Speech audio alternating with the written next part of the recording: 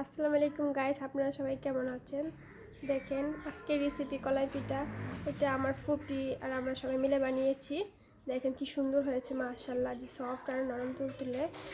আমি এই কলাই পিঠার জন্য একটু পানি বসিয়ে নিয়েছিলাম, চালের গুঁড়াটা ভালো করে গুলা করে নিয়েছিলাম। তারপর এটা দিয়ে আমরা চোখা চোখা করে লম্বা লম্বা করে ডু বানিয়ে তারপর মধ্যে চোখা চোখা করে বানিয়ে নিছি।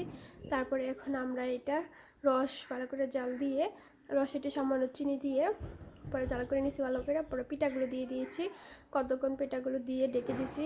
5 মিনিট পরে 2-3 মিনিট পরে পরে নাড়া দিয়েছি, নাড়া দিয়ে তারপরে পিঠাগুলো হয়ে গেছে। এখন আমরা একটা ডিশে ঢেলে নিয়েছি। মাশাআল্লাহ, দেখেন পিঠাটা কি সুন্দর হয়েছে। খুব সফট আর নরম তুলতুলে হয়েছে, অনেক সুন্দর, টেস্টটা ভালো আসছে, রানটা অনেক ভালো আসতেছে। আপনারা বাসায় এরকম করে অবশ্যই ট্রাই করবেন, অবশ্যই এরকম করে ট্রাই করার চেষ্টা করবেন। আর দেখেন এটা আমার বাইয়া। আর দেখেন আমি একটা বড় ডিশের মধ্যে ঢেলে নিয়েছি। বড় ডিশের মধ্যে পাত্রের মধ্যে ঢেলে নিলে পিঠাটা অনেক সহজে ঠান্ডা হয়ে যায়।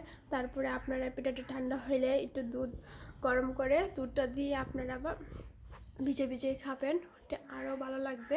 দুধটা ভালো করে গরম করে যত জাল করবেন ততটা টেস্টটা ভালো আসে। আপনারা অবশ্যই এরকম পাশে ট্রাই করে দেখবেন। আর আমার ভিডিওটা যদি ভালো লাগে অবশ্যই লাইক কমেন্ট শেয়ার করবেন এবং সাবস্ক্রাইব করে দিবেন, বেল আইকনে ক্লিক করে দিবেন। দেখেন মাশাআল্লাহ, যখন ঠান্ডা হবে তখন পিঠাটা নিজে নিজে জমে যাবে, যখন জমা বেঁধে যাবে তখন এটা আর এরকম থাকবে না, তখন অনেকটা ভালো হয়ে অনেকটা রসটা টেনে যাবে। দেখেন মাশাআল্লাহ, অবশ্যই ট্রাই করবেন বাসায়। আল্লাহ হাফেজ, সবাই ভালো থাকবেন।